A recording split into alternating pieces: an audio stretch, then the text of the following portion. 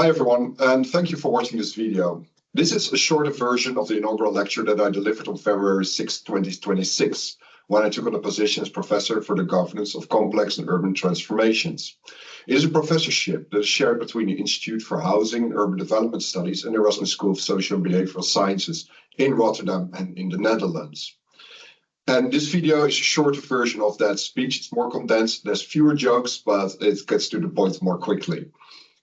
The chair is positioned in Rotterdam, and Rotterdam is a great place to study urban transformations. So just by means of introduction, let's compare these two photos of the area that is now the city center of Rotterdam. The one on the left is from 1992, and the other from approximately 2022. So there's about 30 years between them. A simple visual comparison already demonstrates not just the tremendous change of the urban form, it also signifies post-industrial shift that Rotterdam was subjected to. Out went the industries, the shipping, forwarding and trade, and in came banking, insurance and other first sector services, leisure, restaurants. And we see the landmarks are typical of urban restructuring in Europe in the 1990s. Here with the Erasmus Bridge and the new Luxor Theatre. The bridge was there so that people could cross the river, and the theater was there so that people have something to walk towards to. And if you look a bit more closely, which is hard on the video, I know, but you've got to trust me on this one, you will notice the different ways in which the municipal authorities, housing corporations, citizen organizations, and others have tried out different experiments to revitalize the Katendrecht from what was a simple urban area to a lively neighborhood. And if we take an even more microscopic look, you'll see how the Phoenix warehouses were used temporarily as improvised food courts. It was a temporary use experiment that was so successful that it turned Katendrecht into a tourist destination and provided an important stepping stone for the success that is now the Phoenix Migration Museum. Yeah. In many ways, you could argue that this Phoenix food factory was a necessary step towards the Phoenix Migration Museum. Necessary because it prepared the grounds for a fundamentally different use of the area.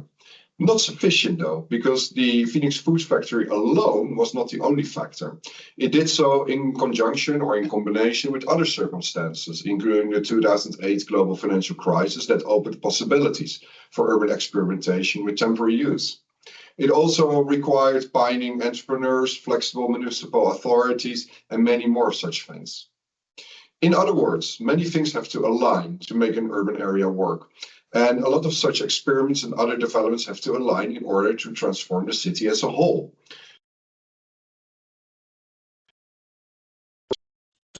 Work out but in different ways than imagined. In short, an urban transformation is heavily dependent on the circumstances. No matter how nice it is to look at Rotterdam alone, it certainly is not unique in the ways it has changed. In fact, the transformation can be said to be archetypical of European transformations, from Porto to Newcastle Gateshead, from Hamburg to Marseille. We see broadly similar trends, where Rotterdam has its Erasmus Bridge and the new Luxor Theatre, Newcastle has its Gateshead Millennium Bridge and the Glasshouse Theatre, and Hamburg has the Elbphilharmonie, and so on. Urban transformations like these have played out in many European cities, subject as they were to continent-wide events such as World War II, industrialization, post-industrialization, the emergence of the European common market, the widespread use of digital and internet technologies, and so many things more. Yeah, so it does play out differently in different cities, but the underlying dynamics may be highly similar. And in fact, it's not limited to Europe. Cities outside of Europe undergo transformations that bear similarities to what's happening here, and may have also futures unique to them or unique to a specific set of cities. So if we want to know how transformations work, we must engage in comparison. If we have nothing to compare our observations to, everything will look unique. But if we want to understand those transformations beyond the mere description, we must expand our knowledge base to many more cities. So for the remainder of this video, I would like to shift the camera lens away from this particular city, the nice city that's Rotterdam, to a much more global focus. And we try to answer the following question in this video. Can we think of urban transformations from a comparative perspective and in such a way that we account for the complexities of such transformations? And that's the question we will be focusing on. And we will do this in two steps. We will first turn our attention to how we imagine transitions and transformations. And then in the second part, we focus on the technicalities. How can we map such transformations? Why is it so important to imagine transformations first? Well, we live in a world that has an overabundance of urban data. Scholars are therefore increasingly focused on the technical refinements needed to process all the data properly. And those refinements are good and necessary, but ultimately they're pointless if those refinements are not driven by a powerful reimagining of the urban world. And Brian Castellani and I have made that point in more detail in the book called The Atlas of Social Complexity. But it boils down to this one, that you can process millions of data points, but still arrive at uninteresting answers if that processing is not structured on a powerful imagination of reality. Imagination is not the privilege of a happy few. Everybody can do it. Unlike, for example, astrophysics, we can experience the topic of urban research by just walking around town. And there's also a rich tradition of shaping and reshaping it. It's something any child can do in a sandbox or with a few blocks of styrofoam or with a string or some sticks. And if you're watching and you're adult and you think you cannot do it because you don't have a sandbox, well, you can do it too, actually. And you can do it in a sandbox if you would like to. But you can also do it at the bigger scale. You can do it for yourself. You don't need a degree or planner certificate for that. Any change you make to the built environment is essentially an urban intervention, whether that is putting a bench in front of your door or putting plants on your balcony. These are small urban interventions, and they can add up to an emergent urban order. Famous example here is the order that was described by Yuval Portugali in Tel Aviv. It emerged out of the informal practice of citizens closing their balconies to create more indoor space, thus setting off a chain of events that included new tax regimes and the construction of new types of balconies. It's an archetypical form of emergent governance of an urban space. And yes, everybody can play with the urban and transform it in different ways. Agency is not the problem. No, it is not the lack of opportunity or agency is the problem. It's in our lack of imagination. The history of urban planning, unfortunately, is rich with examples of ideas that are uncritically being copied from one part of the world to the other without considerations for specific context. And the results can be embarrassingly poor when it comes to imagination. That in itself is not a new observation. For example, more than 10 years ago, Vanessa Watson noted how many plans for African cities looked incredibly similar and devoid of anything specific to those countries or cities. And there are others too that have noticed the tendency to homogenize cities, to copy ideas and plans and visions from one place to the other. Recent hives that include riverfront development that prioritizes the urban spectacle and that prioritizes the affluent. And even bigger is the hype around smart cities. In both this part of the world where I'm working, in the majority world, everybody wants to have a smart city. Just look at the pictures that pop up on your screen right now. Look at these renders. I challenge you to find out which one of these are taken from actual plans and which one of these are generic renders. There's an astonishing homogenization when it comes to how such cities are imagined. The visuals are dominated by lots of glass high-rise building, frictionless road infrastructure, and either green spaces or again riverfronts. Sometimes neon colors are highlighted and a blue hue is applied.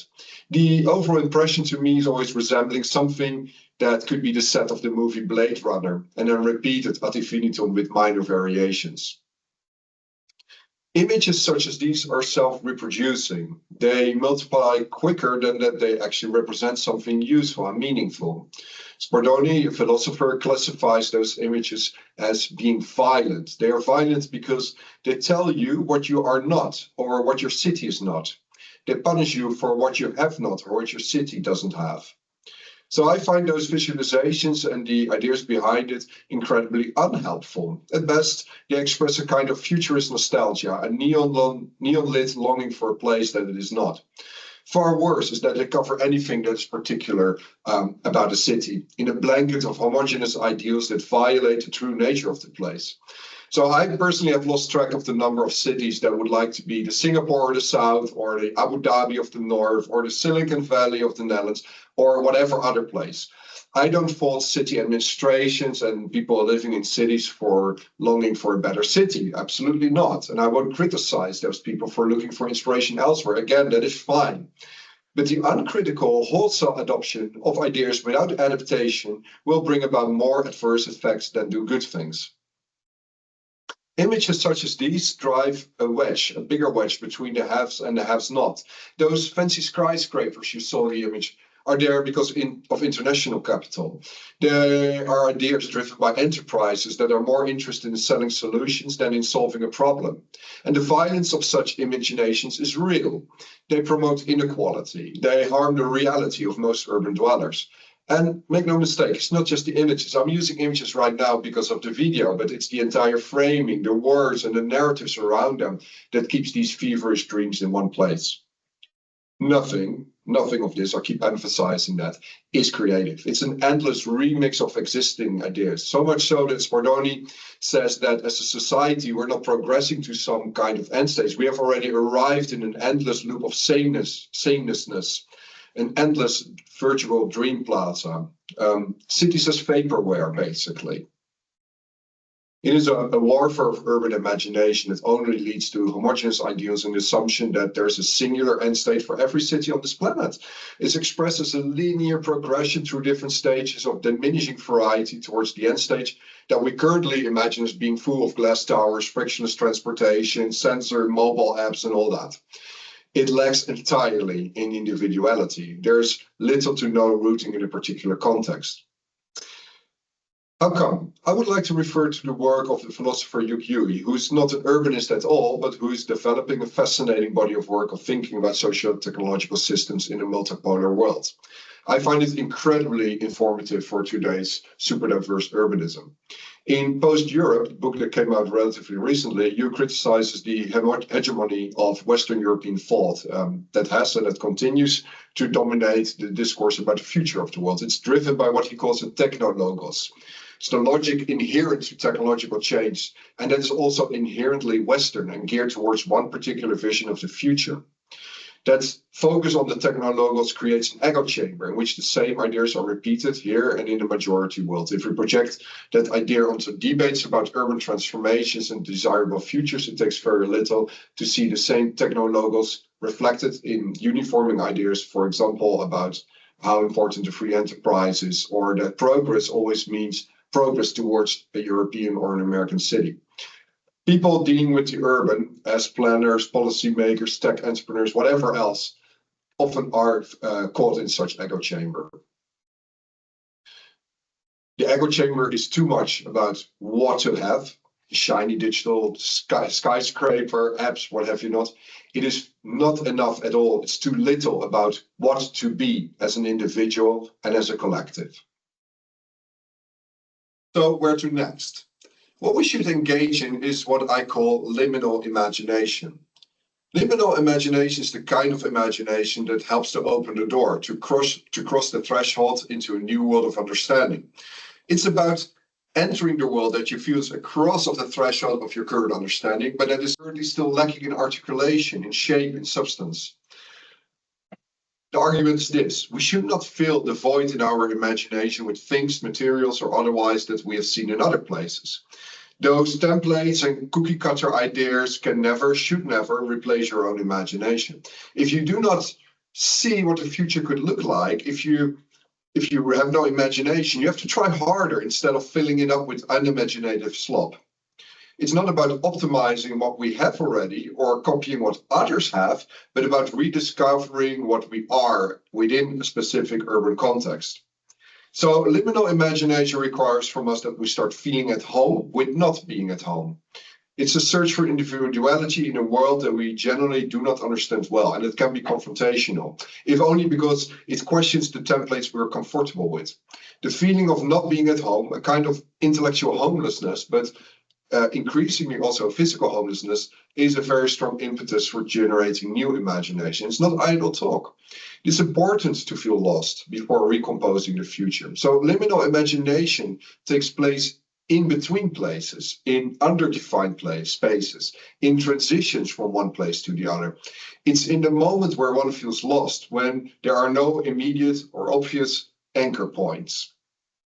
And the contemporary city is a good place to be lost. Hypermobile, super diverse, and multi-layered. So for the remainder of this video, I would like to create with you very much a liminal space. So I would like to invite you to create this liminal space in your head, at least for the duration of this video, and then reimagine transformations with me. So how do we do it? There are many ways, of course, and I will talk about my approach, but that's definitely not the only way. You can do it in your own way. So I'll just say a few things about how I do it.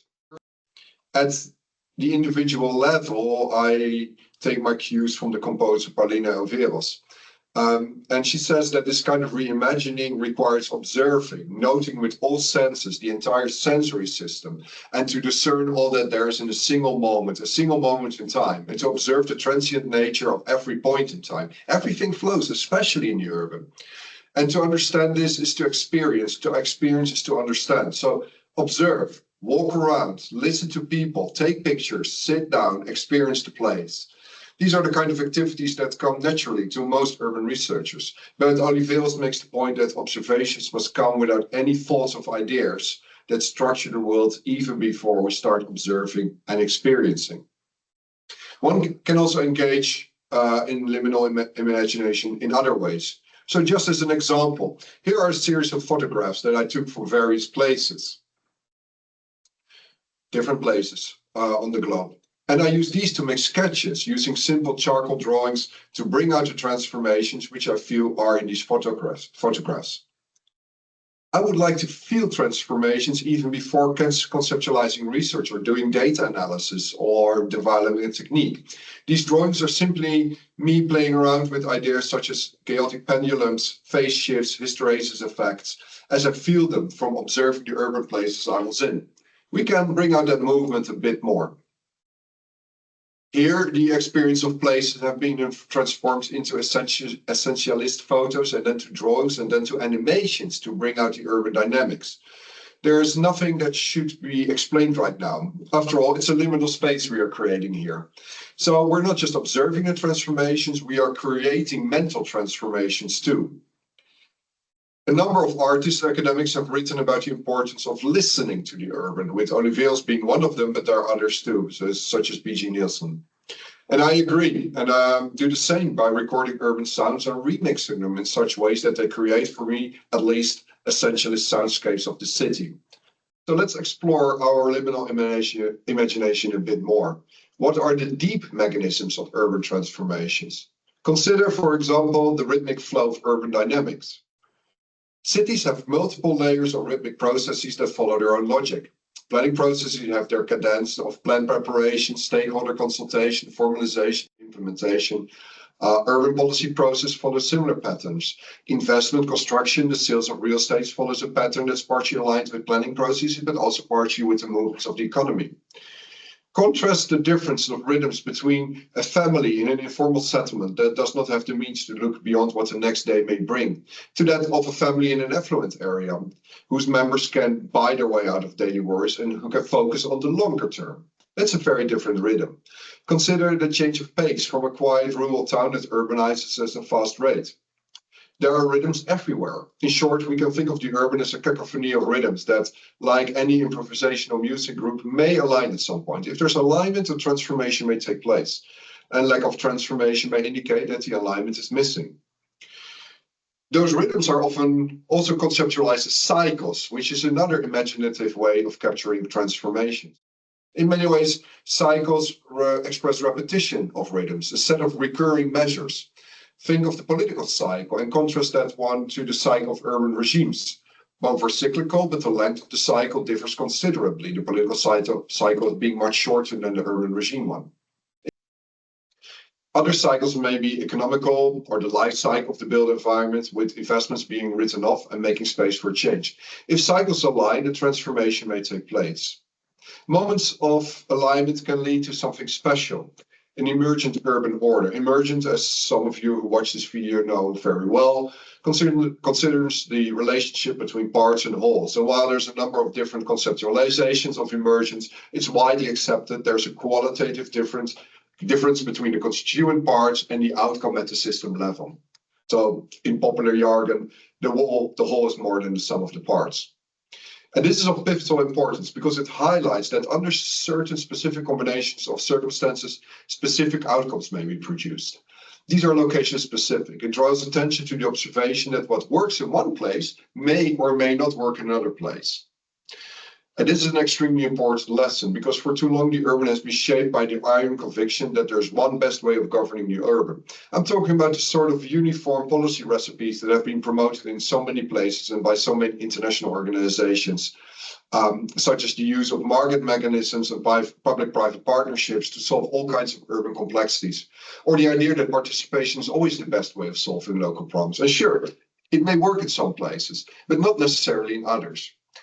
In fact, the literature is littered with examples of policies and ideas that were transplanted from one context to the other, and then people being very surprised it didn't work out. It is not about saying none of it can be copied, or none of it would work, or everything works. We're somewhere much more in between. It may or may not work out, and that depends on the context. There are many other possible imaginations of urban transformations, more than I can cover in this video, and there is one more that I think we should pay attention to before we move on to the next segment. And that imagination is of the difference between clocks and clouds. As far as I can tell, the first time this distinction was proposed was by Popper in a lecture from the 1960s, so long ago. And in his view, the social world is inherently cloud-like, amorphous, ambiguous, constantly changing. I tried that to express that in the visuals you see in the video. However, much of our thinking and many of our methods as urban researchers are mechanistic, they are clock-like. We saw this prominently in modernist approaches to urban planning, but elsewhere too. It is inevitable that our attempts to structure the world are more static and structured than the real world. That's the fate of every model that tries to represent a complex whole. The problem is that many have started to shape the world in terms of the instruments they use. It leads to a tendency to see clouds not as a different type of system, but as poorly defined clocks. And so much attention is paid to technical refinement. Think of data analysis, big data analysis, more sophisticated tools, machine learning. But the actual attention should be on how to properly reflect the cloud world in the ways in which we map urban transformation. So in other words, we should become more cloud-like in our thinking about those transformations. Let's consider the following dynamics at the city level. Consider a phenomenon called the stationary crisis. Some of the most pressing urban issues are sometimes described as static or stationary crises. These are the kind of cities that do not seem to improve no matter how many activities take place. It's a paradox, right? On the one hand, these are very dynamic places. On the other hand, the city as a whole is being kept in exactly the same place. There may be a myriad of causes driving those dynamics, more than I can mention here, but the bottom line is that all of those factors combine to cancel each other out. Consider uncontained growth. Many cities around the globe are subjected to such strong pressures that they grow and expand much more rapidly than any planner or policymaker can contain. Where stationary crises are governed by dampening feedback, uncontained growth is governed by continuous amplification of what's happening already. Again, there may be many causes here, combining in such a way that the outcome is largely out of control.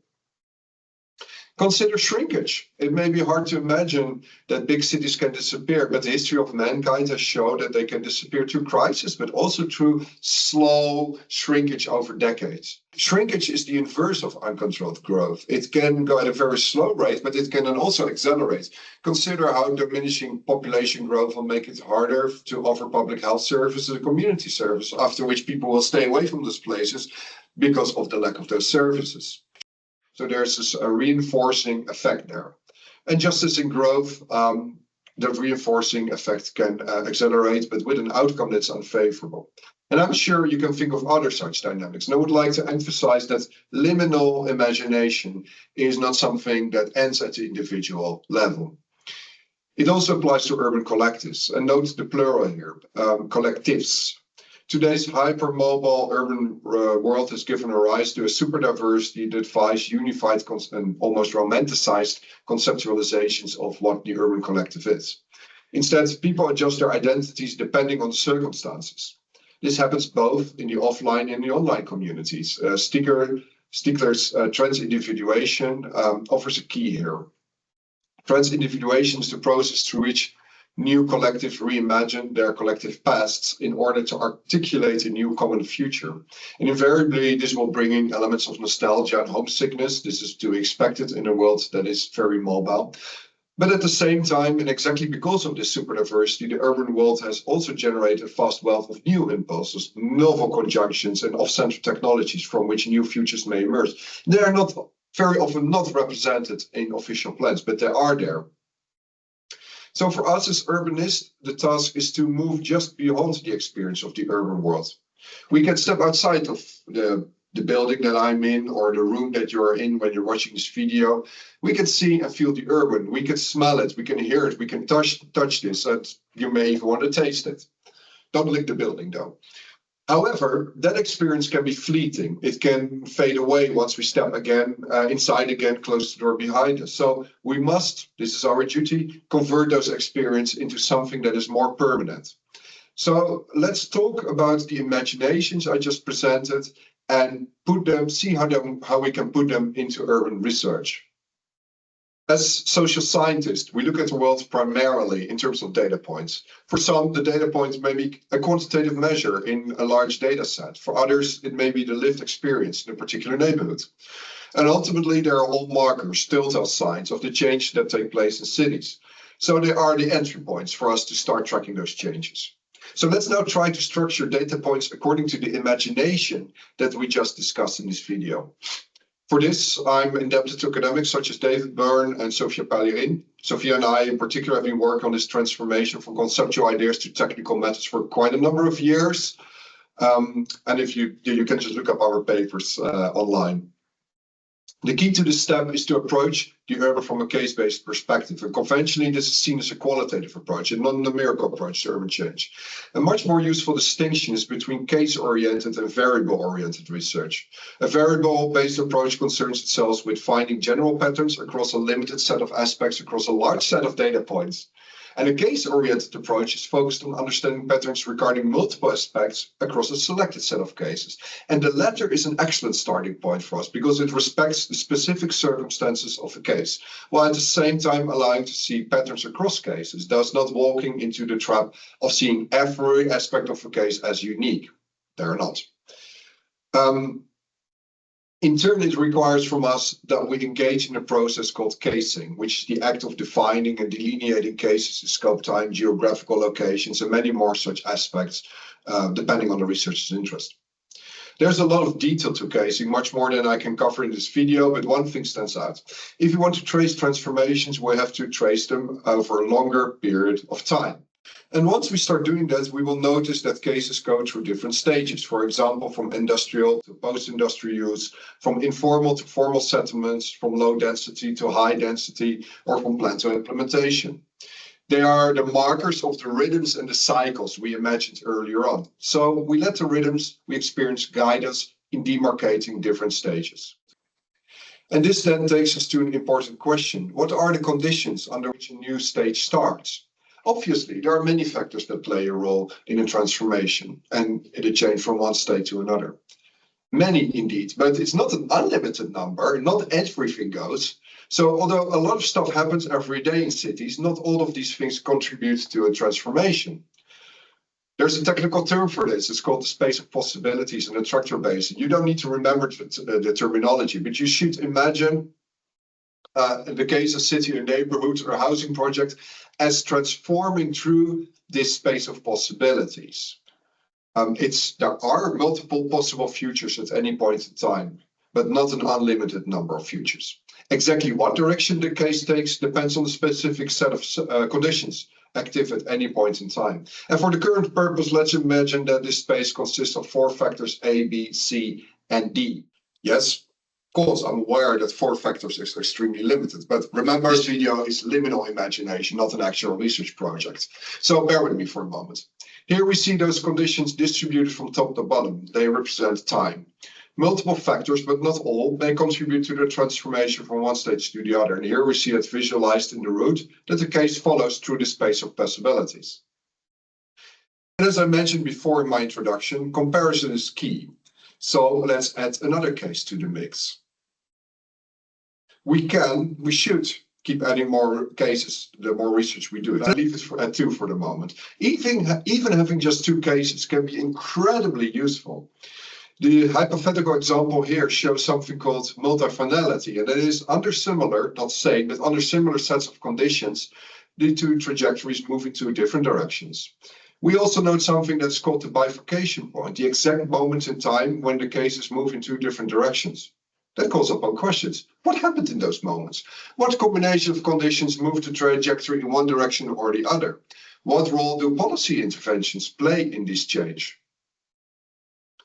Is that fanciful stuff? Well, perhaps, but note that this is imagination that we already use in existing research. So, for example, Sophia and I, together with other colleagues, are putting this into practice. The table that you see on the screen right now shows the different rhythmic patterns of urban transformations in Netherlands, Belgium, France, and Italy. And here we exemplify the research about urban transformations in Germany, Switzerland, and Austria. And I will highlight 3 of these transformations here. The conversion of the inner city of Dessau shows how that conversion thrives at times when it was determined to be of strategic nature and associated public funds were pumped into it, but also that conversion came to a standstill once the funds had dried up. We observe how the conversion in the haven city in Hamburg took off once public authorities started to realize that there was a prime opportunity for expansion near the city center. In Freiburg-Vauban, we observe how citizen participation was important in the first stages, while becoming less important later on. The conversion became much bigger and larger and exceeded the capacity of citizen organizations to manage it, and the public authority stepped in there. Now, at this stage, I can almost hear some of my colleagues thinking that this is all a bit abstract. How does liminal imagination and complexity-informed research address pressing problems such as poverty, homelessness, inequality, inaccessibility of services, just to name a few such problems? Well, they may even think that all of this is just the fancy of privileged ivory tower academics. And I understand the urge to run into a situation to try and come up with some kind of solution to help people in difficult situations right now. But that urge can also be counterproductive. Let me explain. 2 terms from the title of this video have been left unmentioned so far: alchemy and mosaics. Urban transformations are very much about the constituent elements combining in such a way that change takes place. And common question here is fine, but what's that one thing I should be doing to get urban change in the way I want it? What is the recipe? What's the policy recipe? I understand this is the kind of questions we get very often, but honestly, it's the wrong question. None of the transformations I just showed you took place because of a leverage point, a singular policy, a targeted planning intervention. It is the emergent outcome of all those factors combined. And none of those factors alone are sufficient or necessary. They combine, they only work in conjunction. And what works in one place may not work in the other, as I said before. If anything, a lot of things have to come together, have to align in time, have to make things work. And here we walk into a hard limitation. It's inherent to us as human beings. No one is really good at seeing beyond our own local context. We are very much myopic in time and place. And so, yes, we should resist the urge to rush into a situation, especially when we rush into that situation with preconceived ideas about what the solution should look like. Just to mention one example, for very long, neoliberal solutions were thought as the best solution to solve affordable housing crisis in different places in the world, for example, in Lagos, Nigeria. It was a clear policy recipe, easy to carry out, the logic seems straightforward. It allowed developers to build as long as they also contributed to affordable housing. And yet, the vast majority of the population has been living in informal settlements. The share hasn't changed over the decades. Obviously, there are many other such cities, but I just wanted to highlight this particular one because of the futility of trying the same policy over and over again without considering the complexities of place. And I use the example of Lagos because it is also one of the examples that's mentioned as a stationary crisis, the one that we discussed earlier. Instead of giving in to the urge to solve things here and now and thereby risk being buzzy but not unhelpful, we should understand better what works and under what conditions it works. So many of those so-called solutions are not at all rooted in a firm understanding of what works in a place. Action must be paired to better analysis. And here we find ourselves between two extremes. On the one hand, there are those who still advocate for universal solutions. There are solutions that are easily understood and communicated because they built on the idea that there are fundamental processes and mechanisms that drive urban change anywhere, save for some local variation. In other words, the city here is considered a universal type of system that may appear in different forms in different places. On the other extreme end, we find the idea that this urban complexity derives from the fact that everything is situated and therefore to a large extent unique. The focus here is not on general principles, but on infinite detail that signals that everything is different from elsewhere. Where the first approach seeks general principles, the second one seeks principles that only work in one place. So, and you know, as the viewer of this video, you know that when, as a storyteller, I set up a narrative about polar opposites or dichotomies, you can be fairly certain that the resolution is somewhere in the middle, and today is not an exception. I do not at all buy into the idea that cities are ultimately governed by some kind of natural laws that are just obfuscated by local noise. But I also do not subscribe to the idea that everything is very context-specific and requiring very tailored approaches. So as any planner, policymaker, or whoever else tries to shape the urban knows, there's a past that we can think of, that we know well, and a future that we have some kind of vague understanding of. And we know that there are many factors at play that are important, but they're neither sufficient nor necessary. They're needed in combination. One situation may demand a specific combination. Another situation may demand another configuration, some of which may look similar to what we know from other places, some more specific to that particular situation. There's also the importance of absence, the absence of, I don't know, concentrated political power, for example. As humans, we are so geared towards looking at stuff that is present that we forget that the absence of factors is equally important. And we should recognize, of course, that many factors are intertwined, mutually dependent. What is the most likely outcome? There are many possible futures, but some are more likely than others. Well, some are only activated under specific sets of conditions. And this is, if you're interested in this kind of stuff, this is what's called a critical realist approach to complexity in policy making. Exactly what combinations must come together is exactly what we need to understand better. We must understand the Metropolitan Mosaic changes all the time, and we must put that mosaic together in such ways that we make the alchemy happen. David Byrne wrote an important book applying social sciences, and he argues that this complexity that we just discussed can be accounted for by using the kind of configurational thinking that we have developed in this liminal space today. He recommends we trace those trajectories over time and that we learn how they move, where the bifurcation points are, to understand how cities evolve. The goal is not to bulldoze our way to supposedly golden urban future. The goal is to help conditions align. As the city evolves, so should our governance system and its policies. They should go evolve. The alchemy happens when the mosaic aligns correctly. And so we have come full circle now. From observations to imaginations to structuring to analysis to understand what we can do to create change. And I purposefully not talk much about urban governance because I wanted to prioritize liminal imagination and methodical thinking before we rush and develop solutions. I understand that urge to solve problems. Sometimes it helps to take a step back first. So, and now for the final step, I would like you to imagine that we can expand this thinking from a handful of cases to a great many cases. What if we could build a structured database of many urban transformations, such that we understand trajectories and their bifurcations across many cities? And in this final imagination, I've taken the 10 trajectories from the research Sophia and I did and multiplied it by 1,000. So not 10 transformations, 10,000 transformations.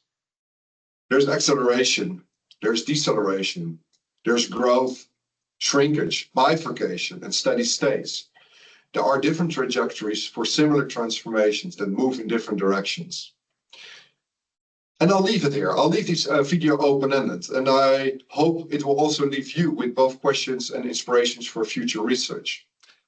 We don't need to answer every question today, but we need to have questions that we use when we go out into the real world. So thank you so much for watching it all the way through the end.